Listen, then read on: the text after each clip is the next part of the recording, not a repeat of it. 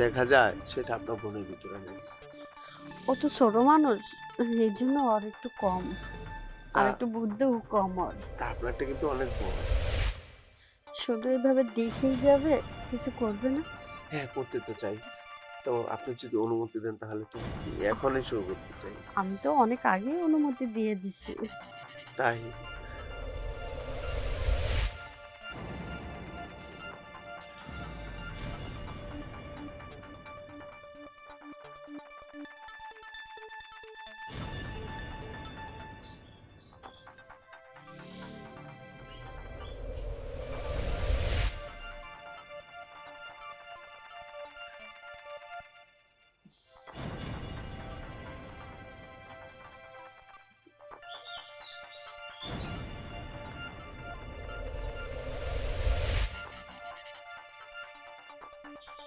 Shine, এসব কি করতেছো? এসব কি করতেছো এখানে? এদিকে এসো, এদিকে এসো। এই, তোমাদের না বিয়ে হয়েছে নতুন 1 সপ্তাহ হয় নাই, তার মধ্যে তুমি কলা গাছের ভিতরে এসে হাত দিয়ে করতেছো কেন? আমার বোনের কি কোনো সমস্যা? আপা দেখেন, আপনার বোনের ব্যাপারে কিছু বলবেন না। ওর মতো এরকম মেয়ে যদি আগে বুঝতে পারতাম যে ঐরকম, তাহলে ওকে কখনো বিয়ে করতাম না। কেন, আমার বোনের কি সমস্যা? কি সমস্যা আপনারা জানেন না? আরেকটা ছেলের সাথে তার রিলেশন। তো আপনার বাবা-মা জোর করে আমার কাঁধে সেটা ধরিয়ে দিল। আরেকজনের সাথে রিলেশন ঠিক আছে, কিন্তু ও তো শারীরিক দিক দিয়ে অক্ষম না, তোমারা কি সুখী করতে পারে না? সুখী করলে তাহলে কি লজ্জার কথা তার বলতে পারবো মানে না। ও তোমারে সুখ দেয় না? তোমারও পোড়া কপাল, আমারও পোড়া কপাল।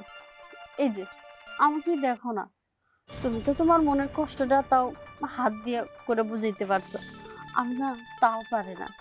দেখো, আমারও বিয়ে হয়েছে 5 মাস, 5 মাস পরে আমার স্বামীরা বিদেশ চলে গেল।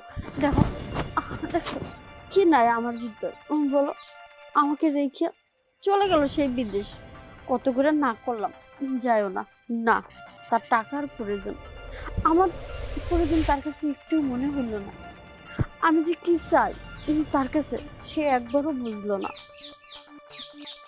আসলে আপা, যে যেটা চায় ওটা মনে হয় পায় না। তবে আপনার কষ্ট কথা শুনে আমার এখন আর ভালো লাগতেছে না। পারবে আমার কষ্টটা তুমি দূর করে দিতে? যেহেতু আমার বোন তোমাকে সুখ দিতে পারে না, সেই সুখটা যদি আমি তোমাকে দিই,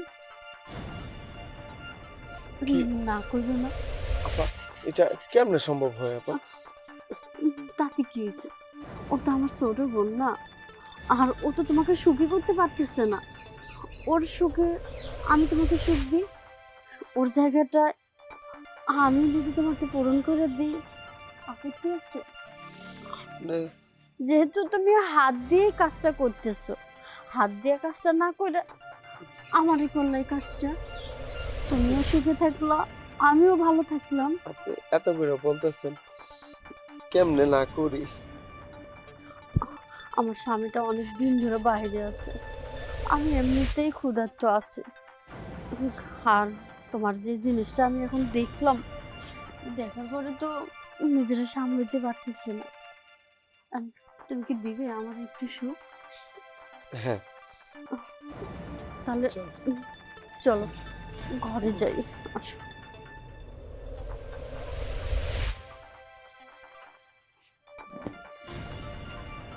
দেখো, আমার জামাইটা কিন্তু অনেকদিন ধরে বাইরে আছে, কারোর সাথে যে কিছু করব এরকম মান সম্মানের ভয়ে কিছু করতে পারে না।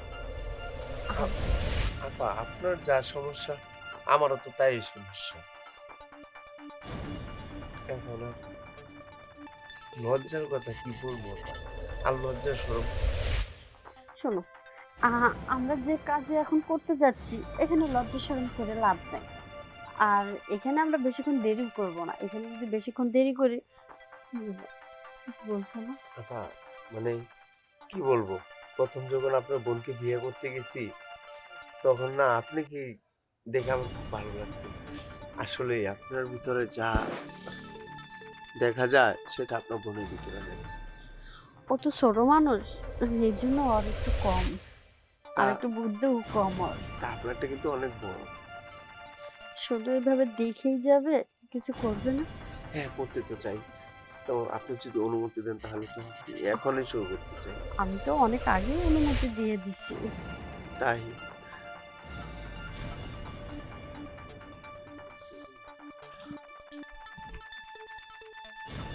বিশেষ করো আজ ৬ মাস পরে কোনো ছেলের স্পর্শ পেয়ে আমার এত ভালো লাগতেছে।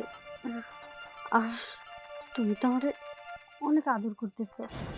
আমি যেমনটা চাইছিলাম তার থেকেও বেশি পাইছি। আপা, আপনি যদি চান তাহলে আমি রেগুলার আপনার আদর করবো এমনি। হ্যাঁ, আমার রেগুলারই দরকার। সবসময় তুমি আমার পাশে থাকবে। হ্যাঁ, আমি থাকবো।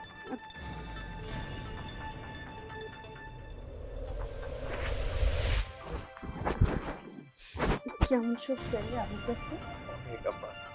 তো কেমন দিলাম আপনাকে আমি? হুম, যতটা চাইছিলাম তার থেকে বেশি পাইছি। আহা, আচ্ছা এখন তুমি যাও, হ্যাঁ? আমার বোনের দেখে ফেলাই তাহলে সমস্যা আছে। আর আমি যখন ডাকবো তখন রুমে এসো। আসবো, আসবো। আপনার ডাকে না আসলে আমি কার ডাকে আসবো? তাহলে এখন আসি আপা? আচ্ছা, যাক এতদিন পরে মনের মতো একটা মানুষ পেলাম। বাইরে আর কোথাও যাওয়া লাগবে না। এখন থেকে ঘরের মধ্যেই কাজ হবে। কেউ কিছু বুঝবেও না।